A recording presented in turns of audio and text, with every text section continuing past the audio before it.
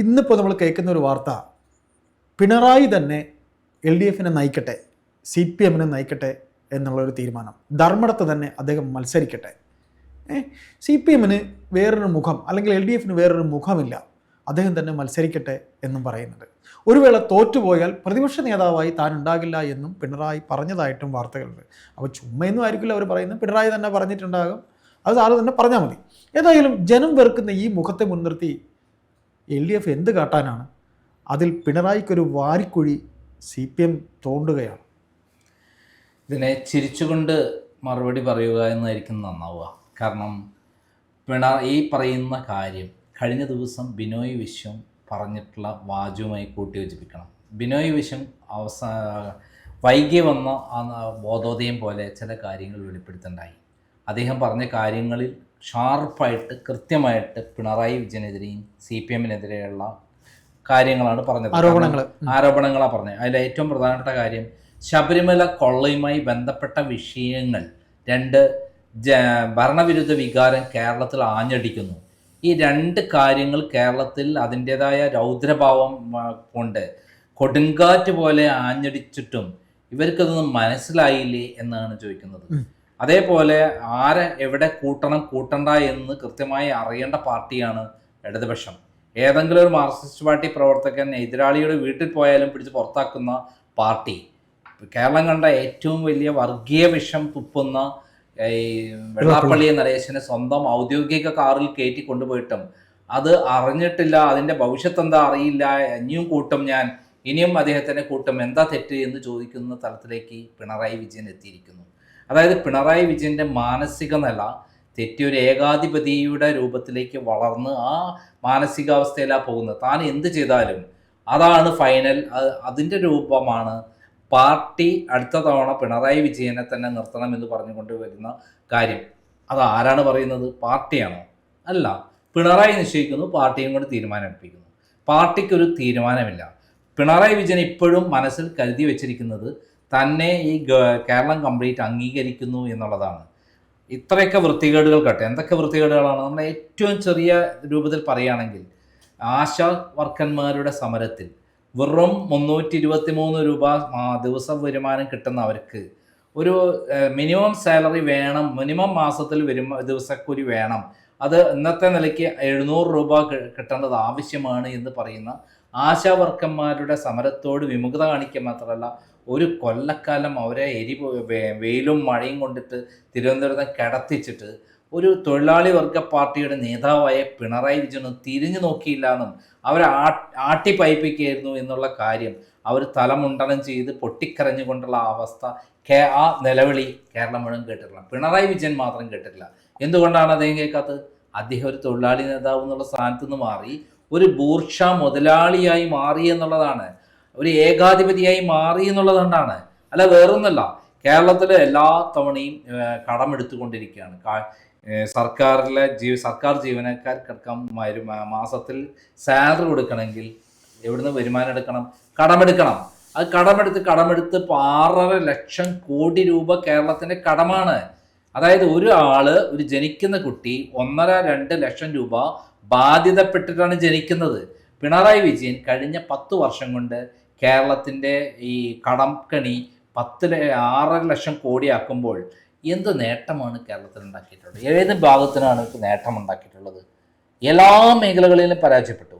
ഒരു മേഖല എടുത്തു പറയാനുള്ള വേണ്ടേ?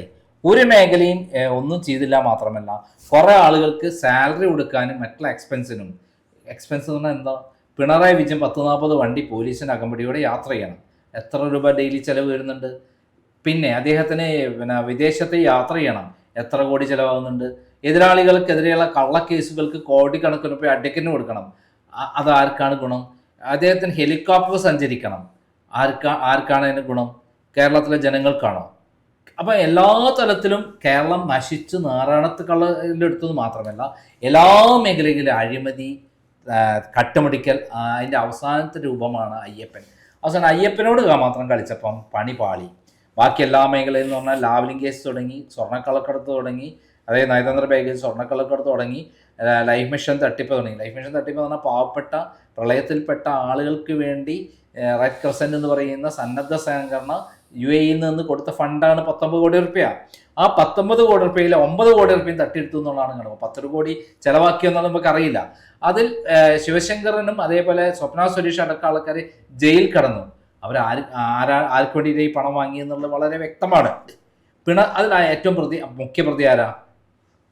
പിണറായി വിജയനാണ്. കാരണം ലൈഫ് മിഷന്റെ ചെയർമാൻ പിണറായി വിജയനാണ്.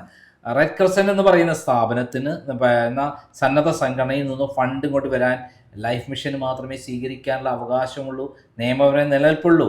ഒരു സ്വകാര്യ സംഘടനയ്ക്ക് കൊടുക്കാനുള്ള പൈസ പറ്റില്ല. എന്ന് വെച്ചാൽ ഇതിലേ വന്നാൽ അക്കൗണ്ട് കാണിക്കണം, അവിടെ അക്കൗണ്ട് കാണിക്കണ്ട.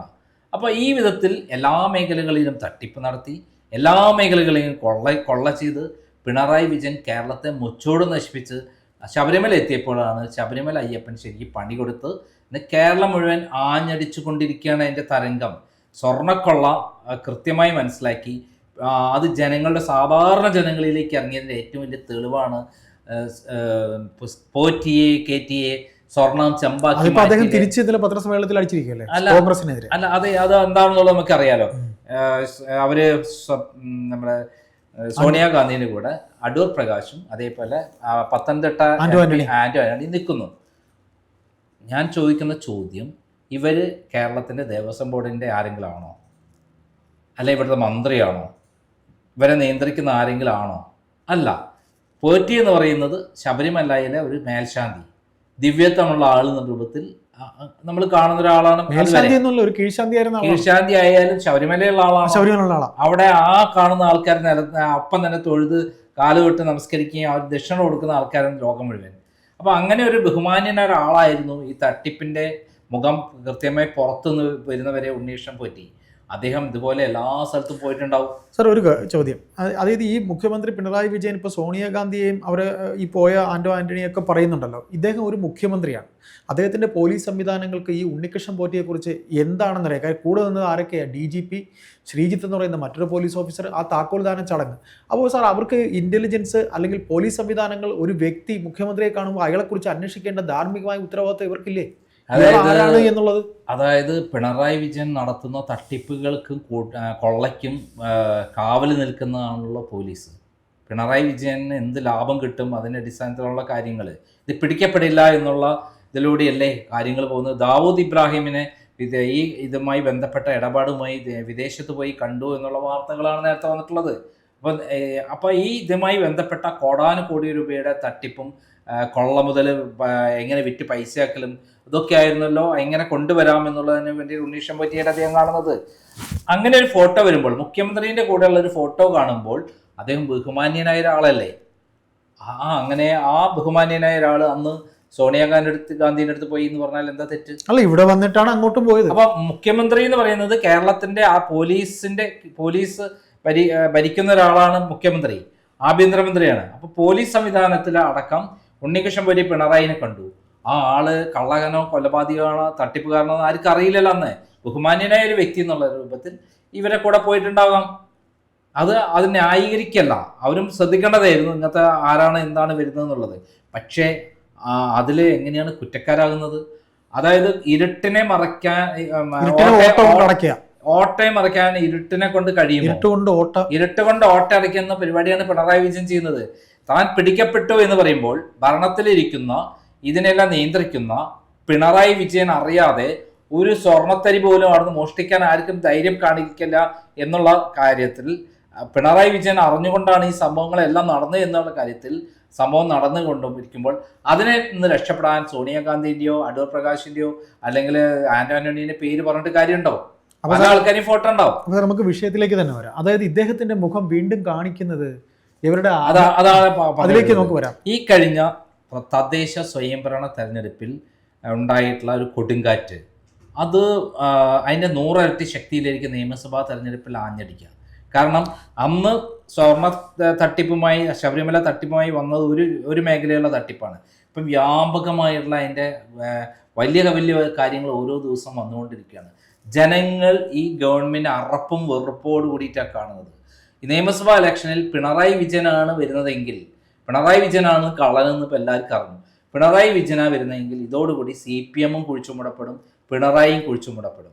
പിണറായിയോടൊപ്പം CPM കുഴിച്ചുമൂടപ്പെടാൻ വേണ്ടിയിട്ടാണ് പിണറായി വിജയൻ കൃത്യമായി മത്സരത്തിന് വരുന്നത് എന്നുള്ളതാണ് എൻ്റെ അറിവും.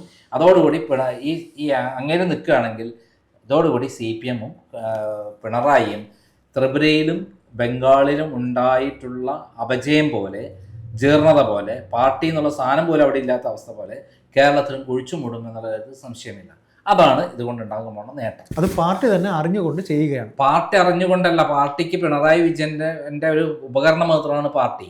പിണറായി പറയുന്നു പിണറായിയാണ് പാർട്ടി ഇപ്പം, അല്ലാതെ പിണറായിയിൽ അപ്പുറം ഒരു പാർട്ടി ഇല്ല. പിണറായി നിശ്ചയിക്കുന്ന പാർട്ടി പറയുന്നു. നമുക്ക് അറിയേണ്ട കാര്യം, കഴിഞ്ഞ ഇത്തവണ 2021 ജയിച്ച ശേഷം സെക്രട്ടേറിയറ്റ് മെമ്പർമാരെല്ലാം കൂടി സെലക്ട് ചെയ്യേണ്ട കാര്യമാണ് മന്ത്രിമാരെ. അവസാനം വരെ കാത്തുനിന്ന് പിണറായി വിജയൻ ലിസ്റ്റ് വായിച്ചു. അതാണ് ഫൈനൽ, അതാണ് കറക്റ്റ്. അപ്പോൾ ആ പാർട്ടിക്ക് ഇതിലപ്പുറത്തേക്ക് ഒന്നുമില്ല. പാർട്ടിക്ക് ഒരാൾക്കും ശബ്ദിക്കാനുള്ള തൻ്റെ ഇടമല്ല. ബിനോയ് വിശ്വം എങ്ങനെ ശബ്ദിച്ചു എന്നുള്ളത് നമുക്ക് പോലും അത്ഭുതമാണ്. പക്ഷേ അദ്ദേഹത്തിന് അവസാന ഘട്ടത്തിലെങ്കിൽ ബോധോദയം ഉണ്ടായി. അതുകൊണ്ടാണ് വെള്ളാപ്പള്ളി എൻ്റെ കാറിൽ കയറ്റില്ല, നീ ആ വൃത്തികെട്ടവനെ പിണറായി കയറ്റിക്കോ, ഞാൻ കയറ്റില്ല, അത്രയും പരനാറിയാണവൻ എന്ന് കൃത്യമായി അറിയുന്നുണ്ടല്ലേ കയറ്റില്ല എന്ന് പറയുന്നത്. അല്ലെങ്കിൽ ബിനോയ് വിശ്വം അറിയോ എൻ്റെ കാറിൽ അങ്ങനെ കയറുന്നത് എന്താ പ്രശ്നം എന്ന് ചോദിക്കില്ലേ? അത്രയും പരമനാറിയാണ്, ചീഞ്ഞു നാറിയ ദുർഗന്ധമാണ് ആര്, ഈ പറയുന്ന വെള്ളാപ്പള്ളി. ആ ആളെയും കൊണ്ടിട്ട് മുഖ്യമന്ത്രി കയറിൽ കയറ്റി കേരളത്തിലുള്ള ന്യൂനപക്ഷങ്ങൾ കംപ്ലീറ്റ് മാത്രമല്ല SNDP സാധാരണ ഈഴവരും നായന്മാരും, ഇപ്പം സുകുമാരൻ നായരെ കൊണ്ടുവന്നിട്ടൊന്നും ഒരു കാര്യമില്ല. സുകുമാരൻ നായരുടെ മരുമകനെ ഒരു കള്ളക്കേസിൽ നിന്ന് രക്ഷപ്പെടുത്തിയത് കൊണ്ടാണ് സുകുമാരൻ നായർ പിണറായിയുടെ കാല് കഴുകി നിൽക്കുന്നത്, കുടിക്കുന്നത്. അതേപോലെ വെള്ളാപ്പള്ളി എന്ന് പറയുന്നത് മൈക്രോ ഫിനാൻസുമായി ബന്ധപ്പെട്ട് VS അച്യുതൻ കൊടുത്ത കേസിൽ ഒരാൾ ആത്മഹത്യ ചെയ്തിരുന്നു. ആ ആത്മഹത്യയിലെ കേസിലെ പ്രതിയാണ്. അതിന്ന് രക്ഷപ്പെടുത്തിയോണ്ടും ഈ സമയത്ത് കുടുങ്ങാം പിണറായി അല്ലെങ്കിൽ എന്നുള്ളതുകൊണ്ടാണ് പിണറായിന്റെ ആസനം താങ്ങി രണ്ടുപേരും കൂടെ നിൽക്കുന്നത്. നായരും ഈഴവരും കൂടെ പ്രതീകമായി നിൽക്കുന്നു എന്ന് ഇവര് അതിന്റെ തലപ്പത്തുള്ളവരെന്ന് പറയുന്നത്. അവർക്ക് യാതൊരു ബന്ധവും ഇവർക്കില്ല എന്നുള്ളതുകൊണ്ടാണ് പത്തനംതിട്ടയിലും ആലപ്പുഴയിലും അതേപോലെ കൊല്ലത്തും എല്ലാം തന്നെ കോട്ടയത്തും എല്ലാം തന്നെ ഇത്തവണ LDF തകർന്ന് തരിപ്പണമായത്. പത്തനംതിട്ട 5 സീറ്റിൽ 5 സീറ്റും UDF അനുകൂലമാണ്. ഏതായാലും സാർ, അപ്പോൾ സാറ് പറഞ്ഞു നിർത്തിയെടുത്ത് തന്നെ ഞാൻ വീണ്ടും സാറ് ഒരിക്കൽ പറഞ്ഞു നിർത്തിയതാണ്, ഞാൻ അവിടേക്ക് തന്നെ പോകുന്നു. അപ്പോൾ പിണറായിയെ കൊണ്ട് തന്നെ ഈ പാർട്ടി കേരളത്തിൽ കുഴിച്ചു മൂടാൻ പോകുന്നു. അതാണ് എൻ്റെ ശരി. അതാണ് എൻ്റെ ക്ലിയർ ആയിട്ടുള്ള. പിണറായി ഇവിടെ ഇലക്ഷന് നിന്നാൽ ഈ അടുത്ത ഇലക്ഷനോടുകൂടി പിണറായിയും കഴിഞ്ഞു, അതേപോലെ പാർട്ടിയും കുഴിച്ചു മൂടപ്പെടും.